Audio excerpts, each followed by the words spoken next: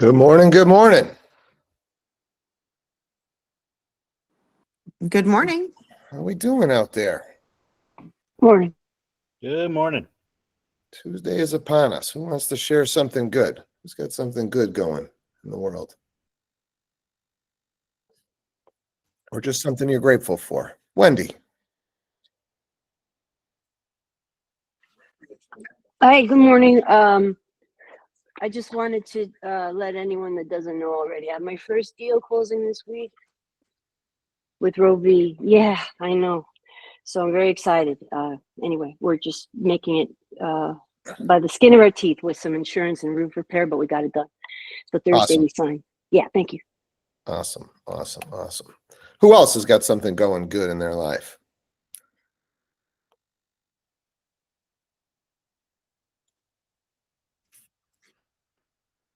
Mr. Kevin, I know you got a little something going good in your life. Are you in a position to chat with us, sir? Hey, yeah, definitely something very good. Just got engaged the other day, so that was definitely some big news. So That's awesome. yeah. That's awesome. Nothing better, man. Congratulations. I don't know if anybody saw Kevin's post, but it was the best post I've ever seen. He had posted on Facebook that he got an offer accepted and he was now under agreement. That was so great. Congratulations, Yeah. guys. Thanks. Tried to get a little clever with it, so she definitely got a kick out of it too. That's awesome, man. Congratulations. Anybody else?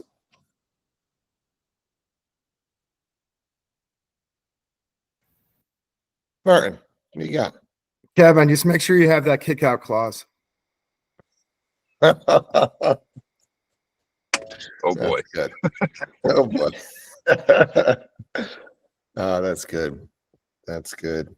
And that's coming from And that's coming from someone who's about to celebrate 21 years with someone. I'll just I'll throw out there, and I think I've said it on this call, but I've heard the quote that live events change lives. I truly believe it. I've been traveling quite a bit over the past month and getting to go to some live events and finishing off with this one here with the Tom Ferry ecosystem. And I would just encourage you, if a local board is doing something, if an MLS is doing something, if Tom Ferry's in the area, get to these live. If we're doing something, in one of our offices, get to these live events.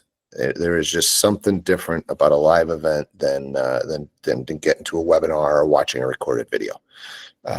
So I'm on day 2. I can't wait. I'm fired up. I have a bunch of stuff that we'll be sharing at our November 12th from these traveling. So it's get to these events. I promise it will change your life. So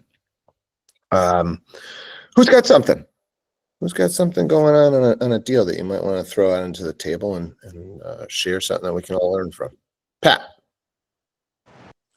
Hey, Steve. Morning, everyone. I just got an offer accepted on a FSBO, and it's a bit of a, it's different when there's no agent on the other side and you're dealing with a regular homeowner rather than an actual agent. And it was weird. It was different altogether from start to finish, where it's less about what the terms of the deal are and more about kind of almost like a love letter kind of situation. Like, oh, they really like the house, and they really, because the owner's more concerned with the house that she grew up in going to somebody who's going to appreciate it than she is with making the most amount of money on the house. So we actually beat a few other offers out just because the owner liked my clients at the open house, and we pursued it for a few weeks. And it's interesting though, because we submitted the offer 14 days ago and she just came back to us now and accepted it. And I'm like, hey, listen, we're going to have to send you over a whole new offer because all the dates are off now. And,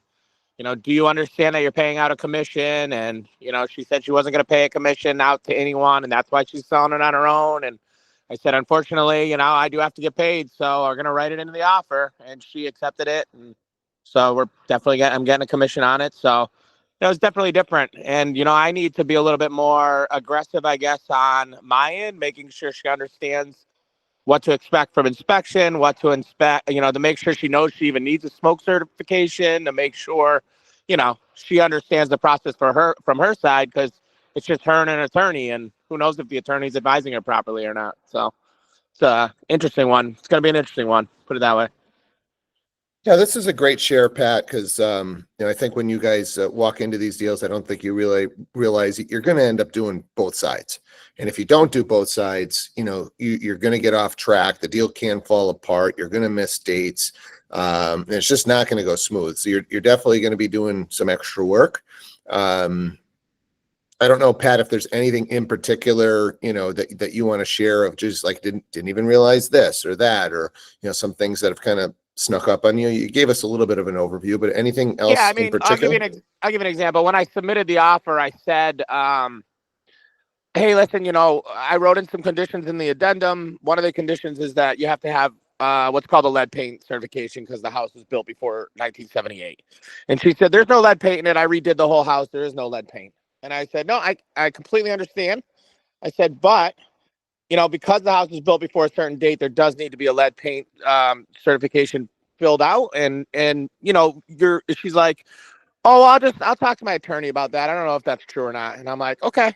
And so when I got the accepted offer, and, I basically said, when you send the accepted offer back to me and it's signed, CC your attorney on the deal, because I had already had everything all set on my end. I knew who we were going with inspection. I knew who we were doing as attorney. So I basically just CC'd in all those people as soon as I had the accepted offer back in hand with her attorney, and just said, hey guys, we're going to need a lead paint on this one because it's built before 1978. And her attorney came back immediately and was like, yeah, no problem. We'll get it over to you. So like, that's something that, a regular old, person who's selling their house, they, without an agent, they don't know they need a lead paint because it was built before 1978. You know what I mean? Like, so that was one hurdle we had to jump. She did say, oh yes, I also need to do this like smoke thing or whatever. And I was like, yeah, that's a smoke certification. That's towards the end of the process. I can send you over the instructions that we send out to our people when we're selling, if you'd like. And she's like, no, I understand. I just have to call the town. And I'm like, yep, you do. But you also have to make sure you're putting them in the right spots, because you don't want to, like, if it's a week before close and you don't get the guy comes out and tells you you're in the wrong, you're going to have to pay for more smoke certs, get the right ones, put them up again, pay again. I don't want to see you having to pay twice. And she's like, oh, that's good advice. Thank you. So you're right. You're basically doing both sides of the transaction.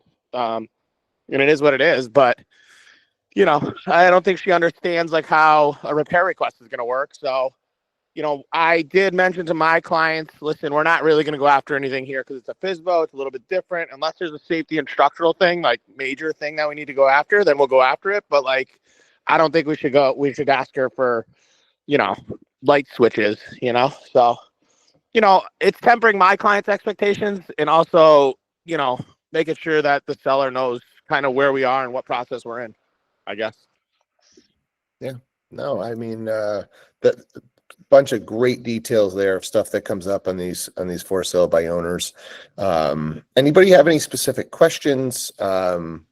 You've never done a FSBO and this is running through your head, or want to share about an experience with a FSBO where you learned something that you want to help Pat out here so he doesn't make a similar mistake, or just something to watch out for.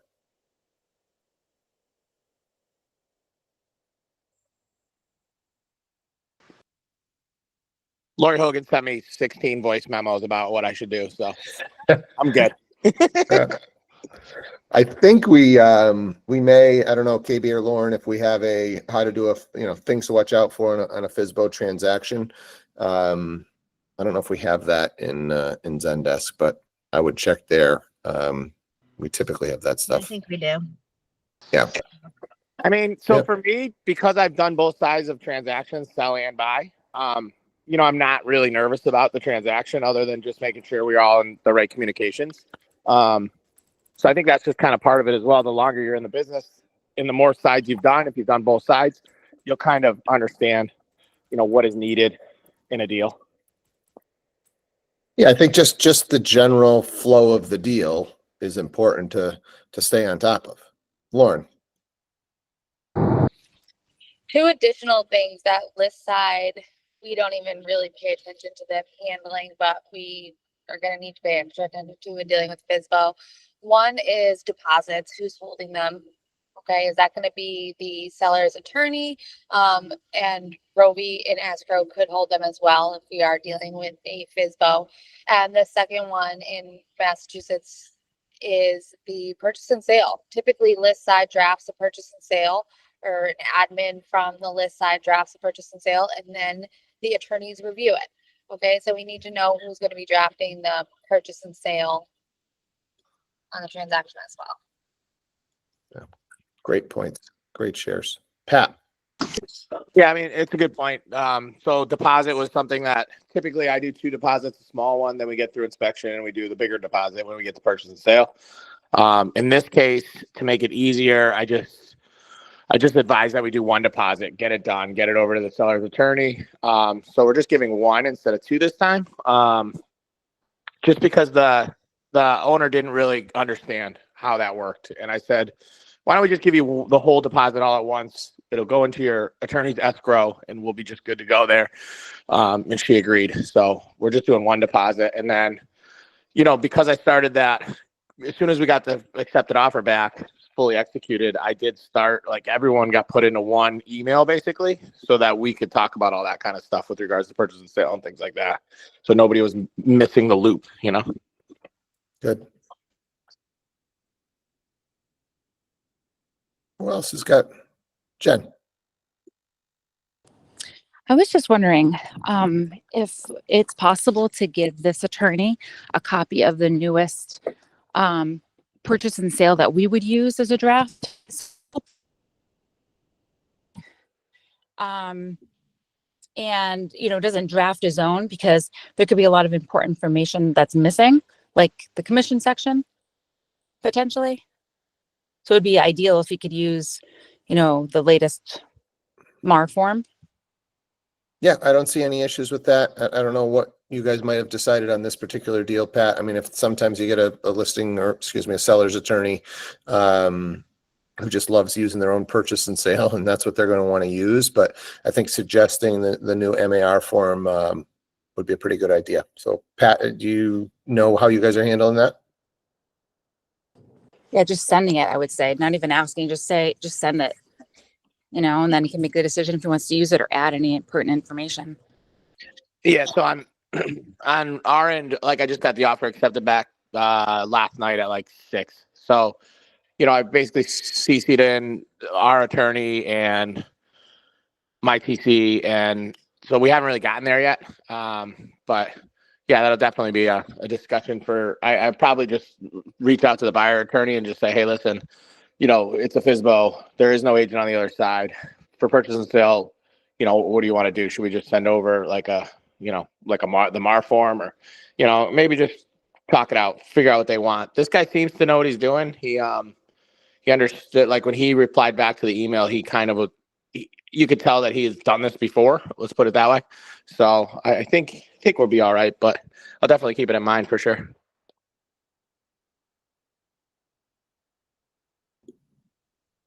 All right. Anybody else on FSBO?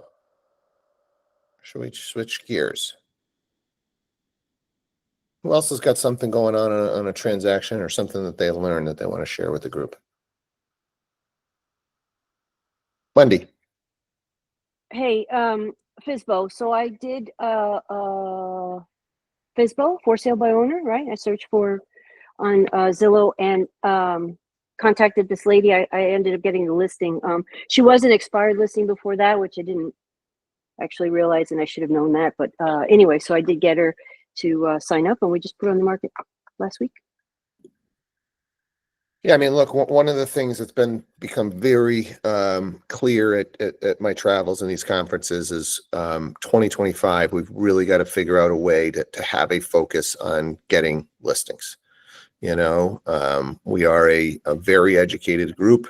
I think, most of the agents are trying to become professional at this. And I think the future is definitely getting more listings. So I think everybody needs some sort of a plan on what's it going to take to, shift your business just a little bit to the seller side.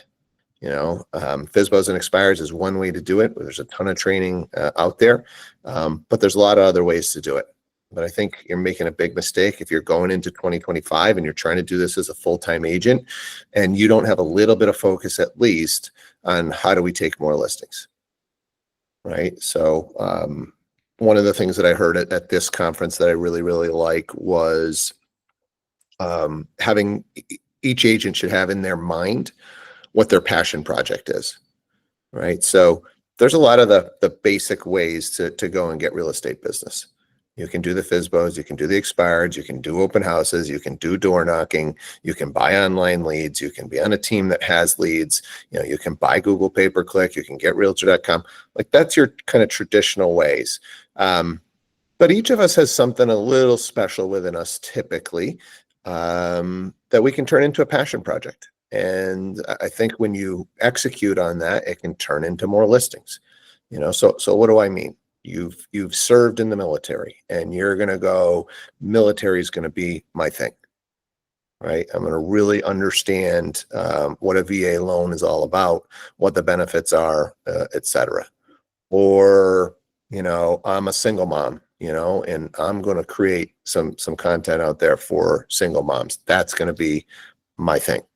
I like working with investors, right? So I'm going to put out content that speaks to investors. I'm going to go to investor meetups. Like that's going to be my jam. I want to work with investors. But find something, that you're passionate about. You're on the older side, whatever anybody considers older, and you want to work with seniors. There's a major opportunity with seniors right now. So KB. Yeah, I love this topic. And I think the reason that I love it so much, I think it's important that everybody has that little niche that they um, have a passion about or that really drives them to do this job. Because yes, it's a sales job, but also it's a people job. And when I first started real estate, I moved here from Florida and I didn't know anyone. My husband's family has like 4 different realtors that are really close to them, and they were using them, right? They weren't using me. I was brand new, and I found a program. It was actually a NACA program that I just kind of embraced it because I came from a family with a single mom who worked her ass off, and I wanted to help people own a home, right? So my goal was to get people out of these horrible situations and say, hey, you can own your own house and I can put you in a better area. Which obviously I didn't say that, but that was what was driving me, right? And it not only built a really great business for me in the beginning, it gave me opportunities. I had 63 NACA clients, and from my 63 NACA clients, I took 11 listings.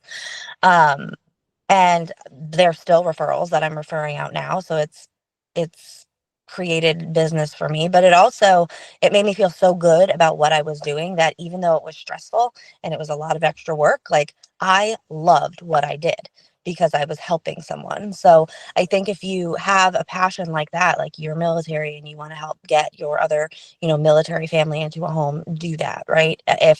If your goal is to flip renters into homeowners, do that. And I just think that there's so much behind a passion project that it just drives you in a whole different way. So I love that. Yeah. Who wants to just kind of share? What is this sparking in you? What could potentially be your passion project that maybe you haven't gone all in on? Anybody want to share? Something coming to mind?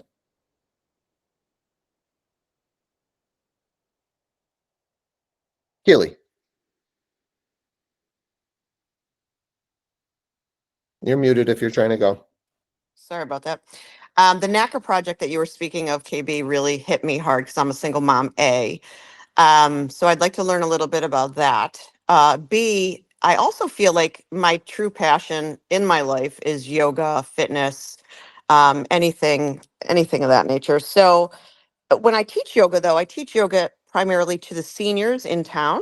So I'm thinking that maybe, and I love seniors, so I'm thinking maybe that would be my niche. But it's interesting for you to say that because I was thinking about it like as I'm laid up with my knee, what could I do? Like where could I put my efforts, you know, somewhere that I have like true passion. So I'm glad you brought this up today because it's getting me thinking. Well, Kelly, I think specifically for seniors, there are specialty designations that you can take classes for, to work with seniors specifically and understand how to use some of their income and, how it works when they're moving from, one facility to a home or something like that. So I would look at some senior real estate designations and start taking some classes while you're laid up.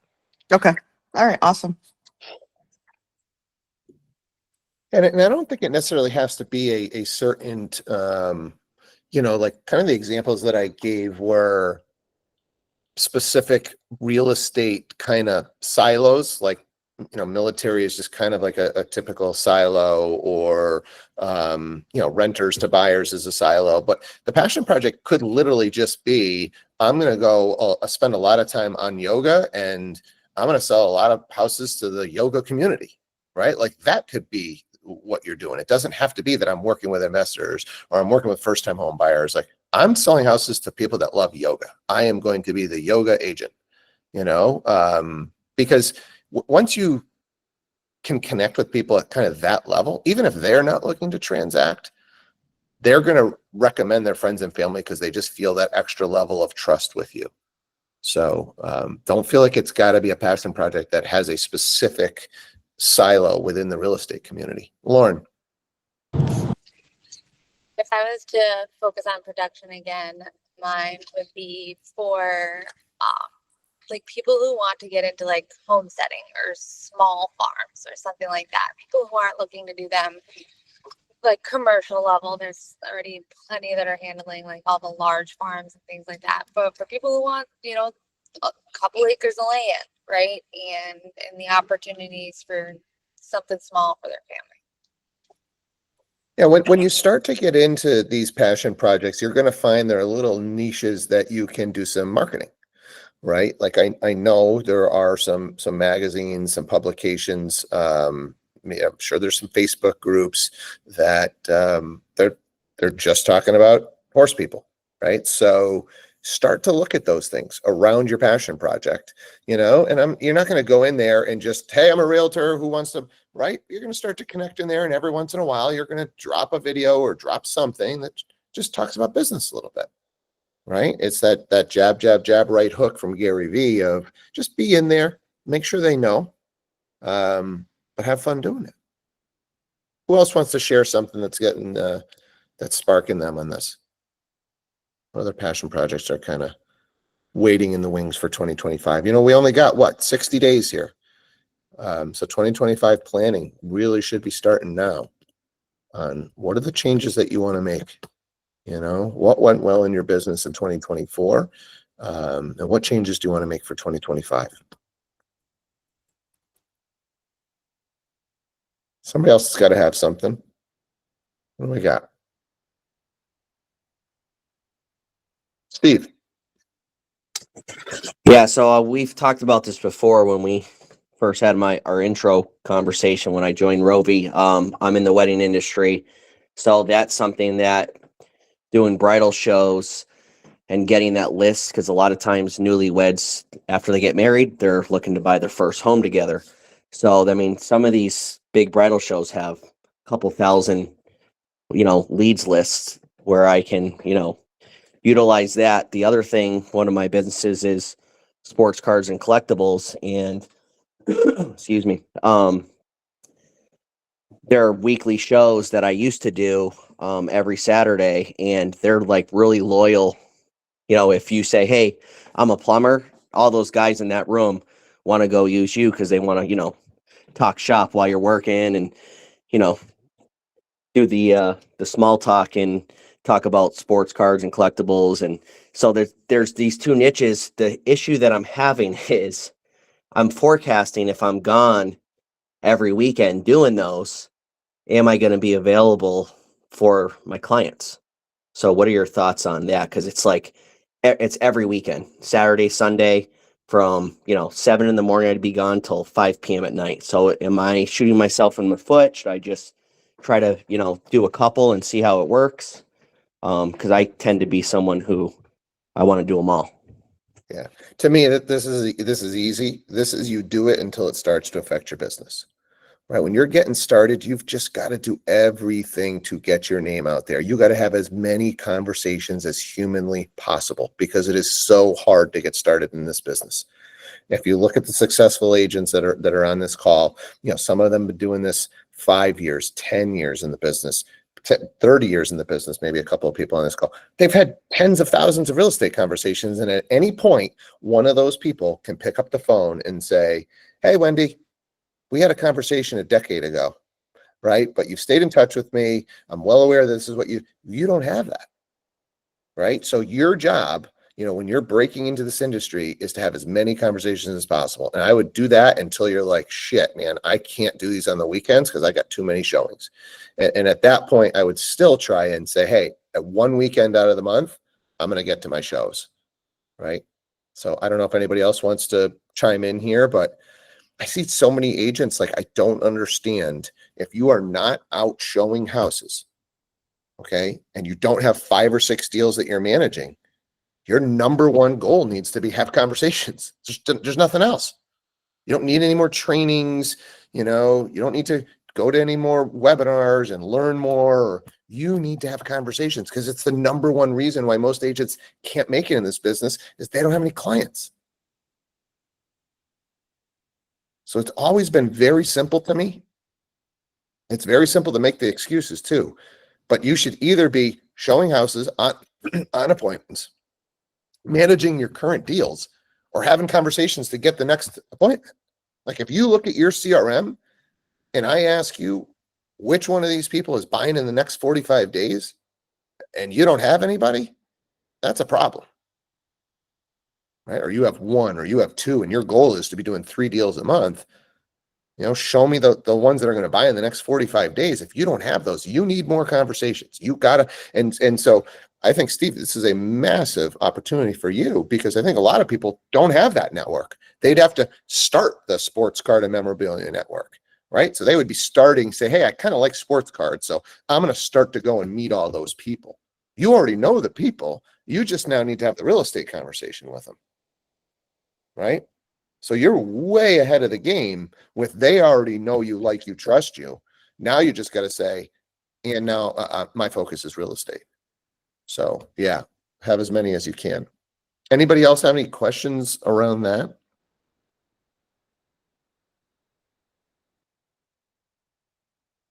What do you mean, Wendy? Partner up? Just saying for coverage? Yeah, I mean, just find Yeah. somebody you can work with, trust, and someone who knows what they've got to do and won't be bothering him. But he, yeah, farm it out, Yeah, farm it out to your people. Yeah. Look, nobody else can go have those conversations for you, Steve, but somebody else could definitely cover a showing on a weekend, Well, hopefully, this has sparked a little something in your guys' heads today about finding that passion project, or maybe it's kind of been there and you've kind of been dabbling with it, and now it's time to go deep. The riches are in the niches, as they say. So go find your niche, double down on it, and go get yourself some personal sales. All right. Appreciate you guys. Go crush your Tuesday. I'm going to go sit in some conference rooms for about 6 hours. Hopefully get some gems, bring them back to you all. All right. Take care. Have a great Thanks, Tuesday. Steve. Have a great one. Bye. Thanks a lot.